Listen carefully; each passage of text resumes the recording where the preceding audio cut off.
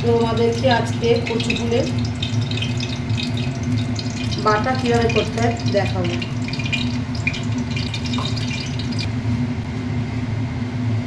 সামান্য পরিমাণ কালো জিরা দিয়ে দিলাম, আদা পিস রসুন, গোটা রসুন দিয়ে দিলাম, হালকা ব্রাউন হয়ে গেলে পেঁয়াজগুলো দিয়ে দিলাম,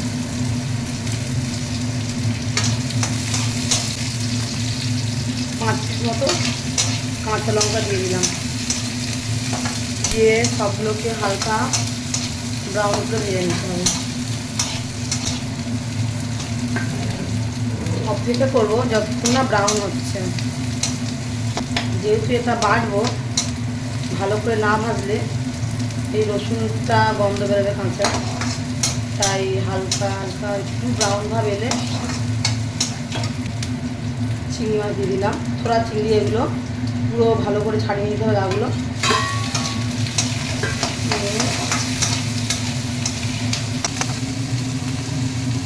সামান্য পরিমাণ হলুদ দিয়ে দিলাম। এটা নতুন ধরনের একটা রান্না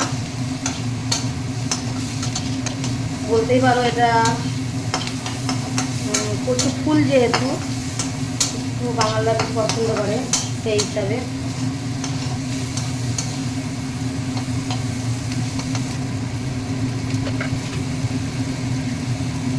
স্বাদ মতো লবণ দিয়ে দিচ্ছি। সবগুলোকে ভালো করে নাড়িয়ে নিচ্ছি। কচু ফুলগুলো এগুলো দেখো, কচু ফুল এগুলো আমি আগে থেকে একটু ভাপিয়ে নিয়েছিলাম, ভালো করে কেটে ধুয়ে একটু ভাপিয়ে নিয়েছি। এবারে এগুলোকে দিয়ে দিলাম।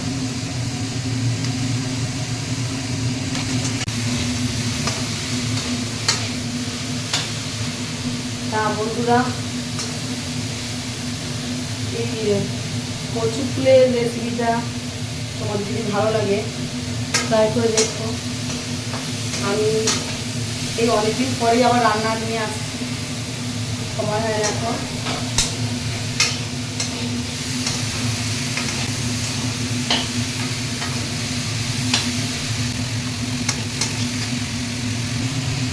একটু আবার তেল দিয়ে দিচ্ছি, কারণ এটা ভালো করে ভাজতে হবে।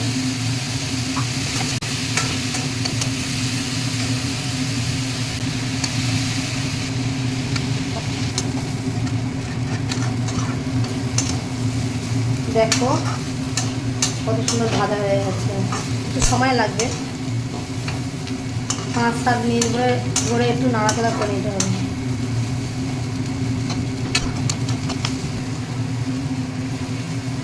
দেখো একদম ঠিকঠাক ভাজা হয়ে গেছে। ভাজাটা একটু সুন্দর করে করতে হবে। দেখো মাখামাখা হয়ে গেছে। এরপরে আমি গ্যাসটা অফ করে দিলাম।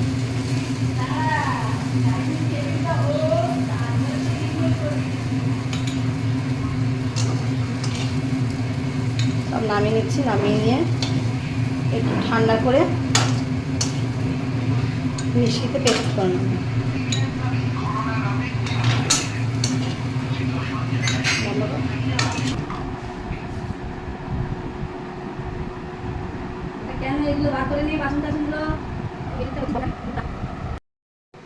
ঠান্ডা হয়ে গেছে, এবার আমি এটা মিক্সিতে পেস্ট করে নেব।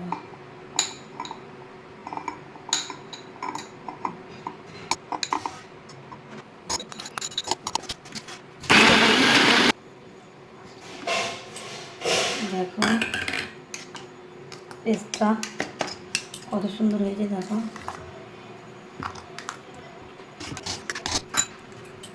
একটু পেস্ট করে দেবো, আর একটু পেস্ট করে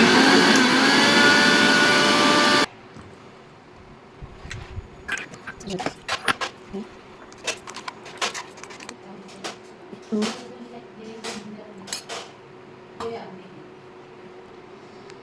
খাওয়ার আগে একটু কাঁচা তেল দিয়ে পরিবেশন করতে হবে। দেখো কত কিছু আছে, ইলিশ মাছের ঝাল আছে, এটা হচ্ছে কচু ফুলের মাখা,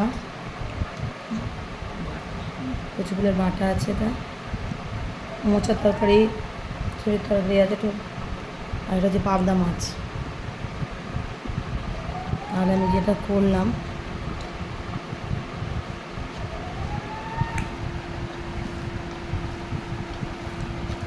কচু ফুলের বাটাটা কেমন হয়েছে খেয়ে তোমাদেরকে জানাই।